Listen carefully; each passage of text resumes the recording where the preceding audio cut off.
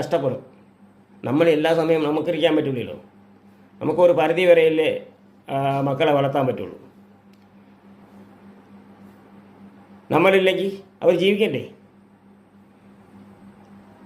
നമ്മൾ കൃത്യമായിട്ട് നമ്മൾ മക്കളെ പഠിപ്പിക്കണമെന്ന് പറഞ്ഞാൽ എന്തൊക്കെ ജോലി ഉണ്ടാ സ്വന്തം കാര്യമായിട്ട് ചെയ്യാനുള്ള ജോലി അവർ തന്നെ ചെയ്യണം. ആണുങ്ങളാണെങ്കിൽ അധ്വാനിക്കാൻ പഠിച്ചിരിക്കണം.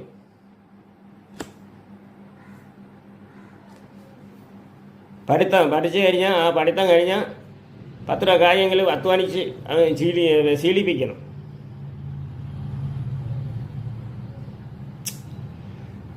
അപ്പോൾ 15 വയസ്സ് കഴിഞ്ഞാൽ സ്കൂളിൽ പോകുന്ന സമയത്ത് സ്കൂൾ അവധിയുള്ള ദിവസം എന്തെങ്കിലും ഒരു ജോലി ചെയ്യണം.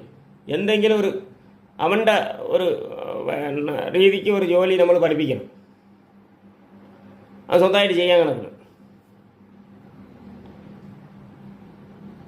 അല്ലാതെ എല്ലാവരും പഠിച്ചിട്ട് നമ്മൾ ഗവൺമെൻറ് ജോലി വേണമെന്ന് വെച്ചാൽ നടക്കില്ല. അത് എല്ലാവർക്കും ഗവൺമെൻറ് ജോലിയൊന്നും കിട്ടാൻ നമുക്ക് സാധ്യതയില്ല. കാരണം ഇന്ന് അത് പണ്ടൊക്കെ ആണെങ്കിൽ വീടുകളിൽ കുറച്ച് പേരെ പഠിക്കുമല്ലോ, അവർക്ക് എല്ലാവർക്കും ജോലി കിട്ടുകയും ചെയ്തായിരുന്നു. പക്ഷേ ഇപ്പം അങ്ങനെയല്ല. അപ്പം എല്ലാ വീട്ടിലും എല്ലാവരും പഠിപ്പിക്കുകയാണ്. അപ്പം നമ്മൾ എന്തെങ്കിലും ഒരു ജോലി നമ്മൾ സ്വയമായിട്ട് കണ്ടെത്തണം.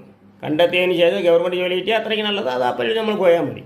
നമ്മളെ മക്കളെ നമ്മൾ പഠിപ്പിക്കേണ്ടതെന്ന് പറഞ്ഞാൽ സ്വന്തമായിട്ട് സ്വന്തം കാര്യം ചെയ്യാൻ, നമ്മൾ ജോലി ചെയ്യാനും എല്ലാ കാര്യവും നമ്മൾ പഠിപ്പിച്ചിരിക്കണം. അതാണും പെണ്ണ് രണ്ടുപേർക്കും ഒരേപോലെ ചെയ്യും. എങ്കിലേ ഒരു സത്യസന്ധമായി എന്താണെന്ന് അറിയുള്ളൂ. പ്രത്യേകിച്ച് നമ്മൾ പഠിപ്പിക്കുന്നതിന് സത്യസന്ധത മാത്രം പഠിപ്പിക്കുക. നമ്മളെ കുടുംബത്തിൽ നമ്മളെ മക്കളെടുത്ത് കള്ളത്തനം ഒന്നും മറ്റുള്ളവരെ പറ്റിക്കുന്നത്, വഞ്ചിക്കുന്നത്, ഇങ്ങനെ ഒന്നും ചെയ്യിപ്പിക്കരുത്. കാര്യം പിള്ളേരെ അങ്ങനെ ജീവിച്ചു പോകും. നമ്മൾ എങ്ങനെ ജീവിക്കണമെന്ന് നമ്മളെ മക്കൾക്ക് മാതിരിയായി കാണിച്ചു കൊടുത്താൽ മതി.